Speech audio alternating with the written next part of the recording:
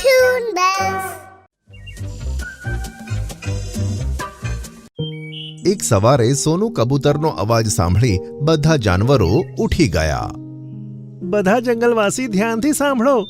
સરહદથી થઈને ગોલ્ડી સિંહનો ભાઈ પિદ્દી સિંહ અહીં આવી રહ્યો છે. બધા સાવધાન રહેજો. આ વાત સાંભળી ડંકી ગધેડાના કાન ઊંચા થઈ ગયા. તેણે વિચાર્યું, પિદ્દી સિંહ? આ તો નામથી જ ખબર પડે છે કે કઈ નાનો સિંહ હશે. સિંહ રાજા જંગલમાં નથી. આવામાં જો હું એને મારીને જંગલ બચાવી લઉં તો હું જંગલવાસીઓની નજરોમાં હીરો બની જઈશ. આમ વિચારીને તે ઝડપથી જંગલની સરહદ તરફ ભાગ્યો. અરે ડંકી, તું ક્યાં જઈ રહ્યો છે? પિદ્દી સિંહ તને ખતમ કરી નાખશે. રસ્તામાં તેને ઘણા જાનવરોએ રોક્યો, પણ તેને કોઈ જાનવરની વાત ન માની અને જંગલની સરહદે જઈને બૂમ પાડી, અરે ઓ પિદ્દી સિંહ, ક્યાં છે તું? મારા જંગલમાં ઘૂસવાની તારી હિંમત કેવી રીતે થઈ? આ સાંભળી એક વિશાળ સિંહ ઝાડીઓમાંથી નીકળી તેની સામે આવ્યો. એને જોઈ ગધેડાના પગ તો ધ્રુજવા લાગ્યા. અરે બાપ રે, આના નામના હિસાબથી આની સાઈઝ કંઈક મોટી નથી લાગતી મિત્રો. તું તો મને મારવા આવ્યો છે. ઊભો રે, હમણાં તને કોળિયો બનાવું છું. આમ કહીને તે ડંકી તરફ આગળ જતો જ હતો. એવામાં ત્યાં તો શેરખાન આવી ગયો.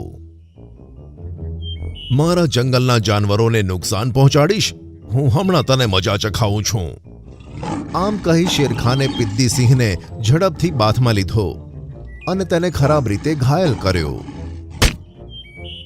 શેરખાન, હું આ અપમાનનો બદલો તારી સાથે જરૂર લઈશ.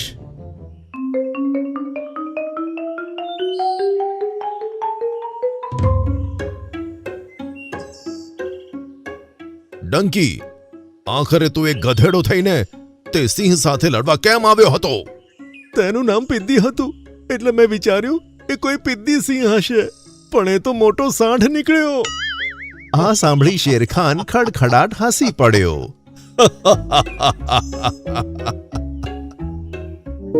બીજા દિવસે ડંકી ગધેડો કાળી પહાડી તરફ જઈ રહ્યો હતો.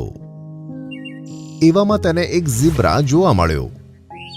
આવી જાઓ મારા જાદુઈ ગ્રાહકો. મારા જાદુઈ પત્તાનો કમાલ જુઓ. એક પત્તું ખાવાથી તમે 10 મિનિટ માટે ગાયબ થઈ જશો.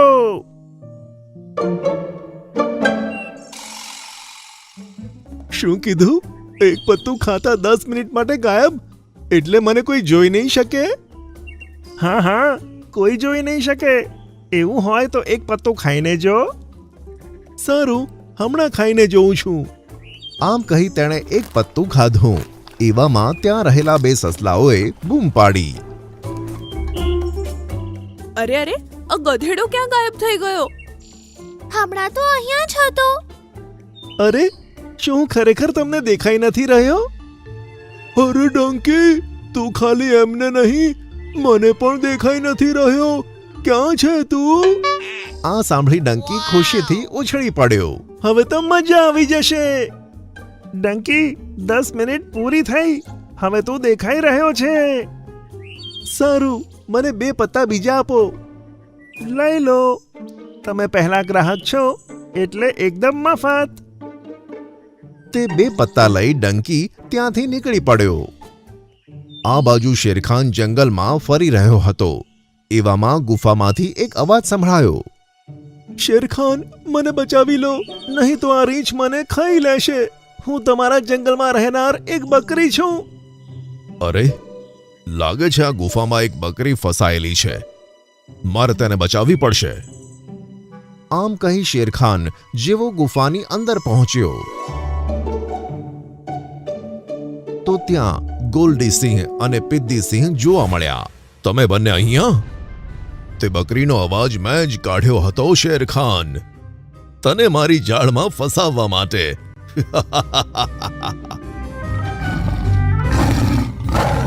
શેરખાન કંઈક કરે તે પહેલા તે બંને સિંહોએ તેની ઉપર હુમલો કરી નાખ્યો.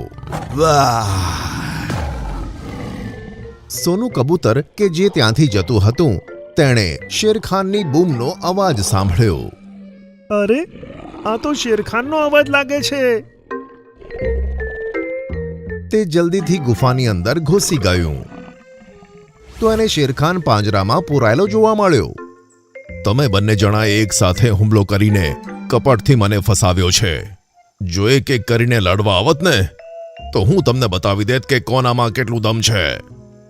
એવા તમને ખબર છે શેરખાન, એટલે જ તો મળીને અમે તારી પર હુમલો કર્યો. હે ભગવાન, શેરખાનનો જીવ ખતરામાં છે. તેનો જીવ બચાવવા માટે મારે કંઈક કરવું પડશે. સોનું કબૂતરે જલ્દીથી આ વાત આખા જંગલમાં ફેલાવી દીધી અને બધા જાનવર એક જગ્યાએ ભેગા થઈ ગયા. આપણે શેરખાનને બચાવવા પડશે. એવું કયું જાનવર છે જે બંને સિંહોની સામે લડી શકે? તે બધા ચર્ચા કરવા લાગ્યા, પણ કોઈની પણ હિંમત ન હતી કે તે ગુફામાં જઈને બંને સિંહોનો સામનો કરી શકે. એવામાં ગધેડાએ વિચાર્યું, આ જ સારો મોકો છે. મોટો મોટો ડાયલોગ લગાવીને શેરખાનને બચાવવા નીકળી પડું છું. ગુફાની અંદર જતા પહેલા પત્તું ખાઈને ગાયબ થઈ જઈશ અને શેરખાનને આઝાદ કરી લઈશ અને પછી હું જંગલનો હીરો બની જઈશ. તમે બધા એકબીજા સાથે બકવાસ કરતા રહો. હું તો મારા જંગલના રાજાને બચાવવા જઈ રહ્યો છું, એ પણ એકલો. આ સાંભળી બધા જાનવર હેરાન થઈ ગયા. ગધેડાને બધા જોતા જોઈ ગધેડો જોશમાં આવ્યો અને ગુફા તરફ ભાગ્યો. ગુફામાં જઈને તેણે જોયું તો શેરખાન પાંજરામાં કેદ છે અને પેલા બંને સિંહ તેની પાસે ઊભા છે. આ શું? શેરખાનને બચાવવા માટે એક ગધેડો આવ્યો છે. આ ગધેડો જ હમણાં તમારી સામેથી શેરખાનને બચાવીને લઈ જશે. હે? એવું કરવાનું છે તું? એવામાં ડંકીએ પોતાની પીઠ પર રાખેલા પાંદડા નીચે પાડ્યા અને તેમને સરસ ચાવતા ચાવતા ખાઈ ગયો. બંને સિંહો ડંકીને હેરાનીથી જોતા રહ્યા. બોલો, હવા નીકળી ગઈ ને? હવે તમે મને જોઈ નથી શકતા. આમ કહી તે શેરખાનના પાંજરાની પાસે ગયો અને તેને ખોલવા લાગ્યો. ત્યાં જ ગોલ્ડી બોલ્યો કે, તારા જંગલમાં કેવા કેવા કાર્ટૂન પડ્યા છે શેરખાન, મને તો હસવું આવે છે. આમ કહી ડંકીને તેણે એક પંજો માર્યો. આ શું? તમે મને કેવી રીતે જોઈ શકો છો? મેં તો પાંદડું સમય પર ખાધું હતું. પાંજરામાં જઈને આરામથી વિચારી લેજે.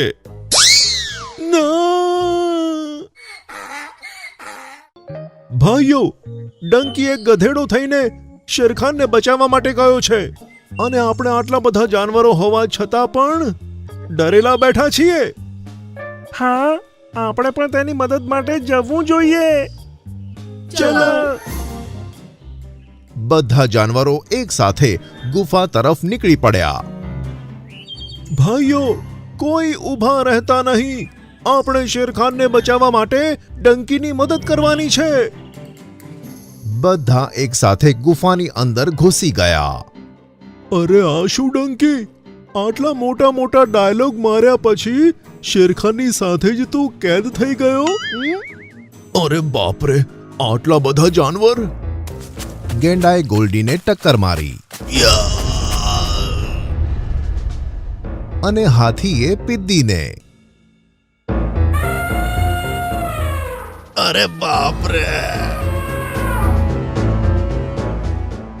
અરે વાહ દોસ્તો! બધાએ મળીને તેમને ખૂબ માર્યા અને અંતમાં બંને ભાઈ ત્યાંથી ભાગી ગયા. અમે ફરીથી જરૂર આવીશું. તેમના ગયા પછી જાનવરોએ ડંકી અને સિંહ રાજાને આઝાદ કર્યા. તમારા બધાનો ધન્યવાદ કે મને હિંમત કરીને બચાવ્યો. ડંકી, આટલા લાંબા લાંબા ડાયલોગ શું તે અહીં આવીને કેદ કરવા માટે બોલ્યો તો? મેં તો જાદુઈ પત્તું ખાધું તું. ખબર નહીં કેમ હું ગાયબ કેમ ના થયો. ચોક્કસ તે જાદુઈ પત્તું પેલા ઝેબ્રા પાસેથી લીધું હશે. તને કેવી રીતે ખબર? ઝીબ્રા અને બે સસલા મળીને આમ જ બધાને ગધેડા બનાવે છે, પણ તું તો પહેલા જ ગધેડો છે અને હજુ વધારે બન્યો. આ સાંભળી ડંકીએ માથું નીચું કર્યું અને બધા જાનવરો હસી પડ્યા.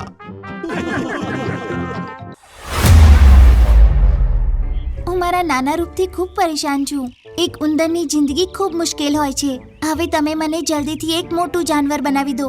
કઈ વાંધો નહીં. તે મારા આખા 3 મહિના વાત સાંભળી છે.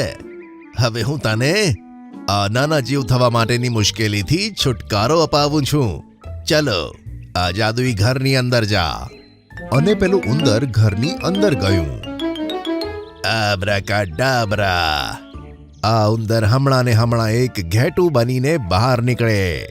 આટલું કહેતા જ ઘરની અંદરથી ઘેટું બહાર નીકળ્યું. ઓહો, હું તો એક ઘેટું બની ગયું. યીપી!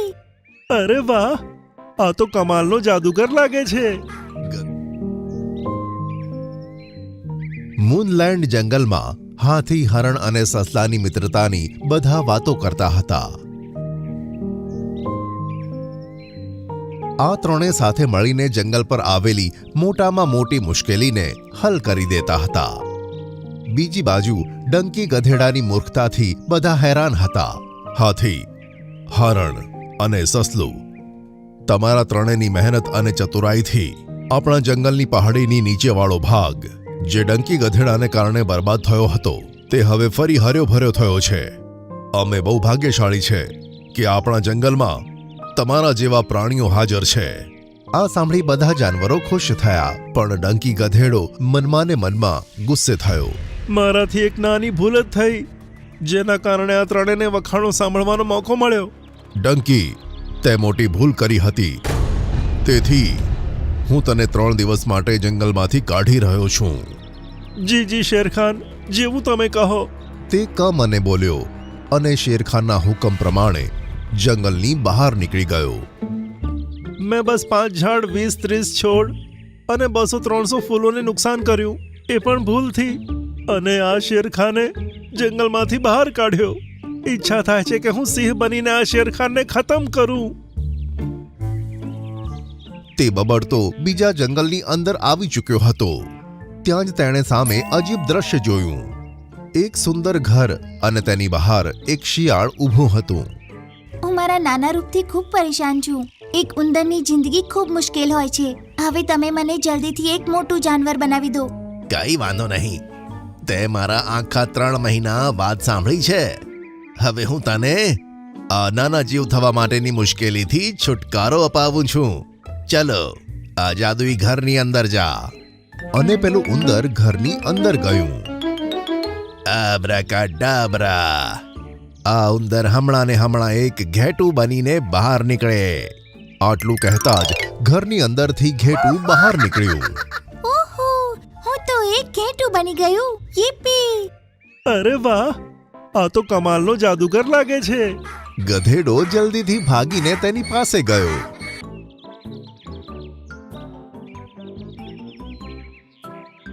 મને જલ્દીથી સિંહ બનાવો ભાઈ, મારે ગધેડો નથી રહેવું. અરે 1 મિનિટ ભાઈ, એટલી પણ શું જલ્દી છે?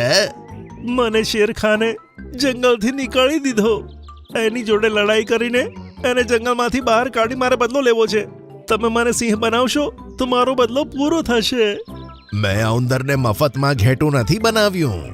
એને ઘણો સમય મારી સેવા કરી છે અને મારું ઘણું કામ કર્યું છે. સારું, હું પણ તમારી બહુ સેવા કરીશ. બોલો, મારે શું કરવું પડશે? આ સાંભળી શિયાળ મનમાં ને મનમાં ખુશ થયો. મિંકી ચકલીએ હમણાં 2 ઈંડા આપ્યા હતા અને તે બહુ ખુશ હતી. વાહ, આજે તો મેં 2 ઈંડા આપ્યા છે. હવે હું જલ્દીથી માં બની જઈશ. ઈંડા આપ્યા પછી તેને તરસ લાગી, એટલે તે તળાવે પાણી પીવા જતી રહી. તે જ્યારે પાછી આવી ત્યારે ઈંડા ગાયબ હતા. હે ભગવાન, મારા ઈંડા! તે હેરાન થઈ ગઈ અને જોરથી બૂમો પાડવા લાગી. તેની આજુબાજુ ઘણા જાનવરો ભેગા થયા.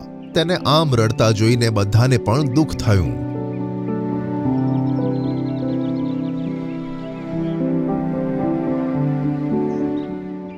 બીજા દિવસે કાલુ રીંછ ગુફામાં બેઠો હતો અને તેની બાજુમાં તેનું બચ્ચું પણ હતું. બચાવ બચાવ, કોઈ છે? અરે આ કોણ મદદ માટે બોલાવી રહ્યું છે? કાલુરીંચ ઊભો થઈને અવાજ તરફ ભાગ્યો. ઘણે દૂર ગયા પછી પણ તેને કોઈ જ જોવા ન મળ્યું. ખબર નહીં કોણ બૂમો પાડતું હતું. તે પાછો પોતાની ગુફા તરફ જતો રહ્યો. ગુફામાં જઈને જોયું તો બચ્ચું ગાયબ હતું. તે તો ખૂબ જ ચોંકી ગયો. મારું બાળક! ધીરે ધીરે હવે જંગલમાં જાનવરોના બચ્ચા અને પક્ષીઓના ઈંડા ગાયબ થતા હતા. એટલે બધા બહુ હેરાન હતા.